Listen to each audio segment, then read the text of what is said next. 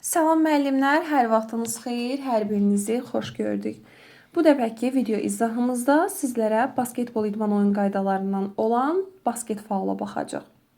Həm basket faul anlayışını izah eləyəcəm, həmçində 2025 müəllimlərin işə qəbul imtahanına düşmüş basket faulla bağlı bir sualın izahına baxacaq. İlk olaraq gəlin baxaq görək basket faul anlayışı nədir? Yeni bir səhifə yaradaq. Müəllimlər, basket faul o vəziyyətdir ki, oyunçu topu səbətə atır.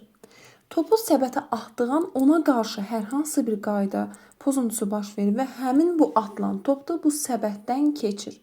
Bu zaman basket faul qeydə alınır.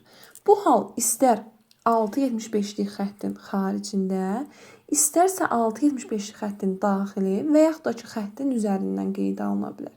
Yəni, mən topu səbətə atıram, topu səbətə atdığım an mənə qarşı hər hansı bir qayda pozuntusu baş verir və atdığım top da həmin bu səbətdən keçir. Bu zaman basket faul qeydə alınır. İndi isə gəlin video üzərindən bu gedişata baxaq, nümunəyə baxaq.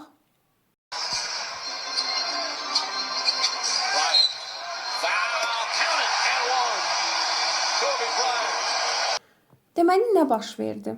Baxın, ağ formalı oyuncu topu səbətə atdığı an, mavi formalı oyuncu ona qarşı qayda pozuntusu elədi və atdığı top da səbətdən keçdi. Bir daha baxaq. Baxın, topu səbətə atdığı an qayda pozuntusu baş verir, müdaxilə olunub və atdığımız top da səbətdən keçdi. Diqqətlə baxın, səbətdən keçdi və artıq basket faul qeydə alındı. Deməli, biz artıq basket faulun nə olduğunu bildik. Bəs gəlin görək, bu basket faul qeydə alınan zaman hakimin qərarı nə olur?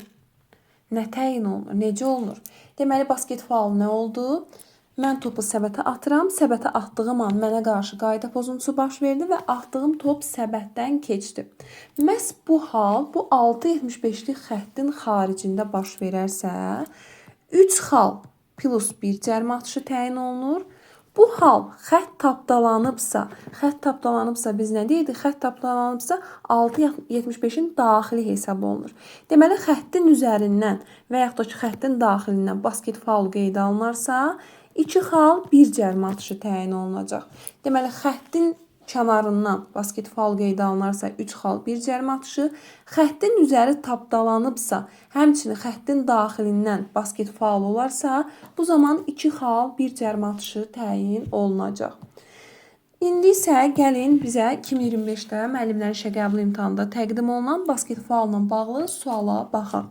Sualda qeyd olunur ki, Abşeron və Bakı komandalarının oyununda Abşeronun 3 nömrəli oyuncusu 6.75'lik xəttin xaricindən xətti tapdalayıb. Yəni 6.75'lik tərəfdən 6.75'lik xətti tapdalayıb və topu səbətə atır.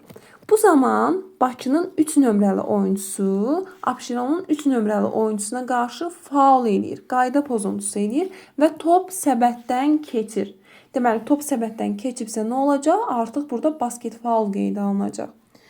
Daha sonra deyir, oyunu dəyərləndirin. Deməli, nə deyir? Üzərində baxaq. Meydançamız üzərində baxaq. Deyir ki, Abşeronun 3 nömrəli oyuncusu 6.75'lik xəttin xaricindən xətti tapdalayıb. Yəni, bu hissədən xətti tapdalayıb. Topu səbətə atdığı an Bakının 3 nömrəli oyuncusu ona qarşı müdaxilə edir, qayda pozuntusu edir və atılan top da səbətdən keçir. Bu zaman nə olur?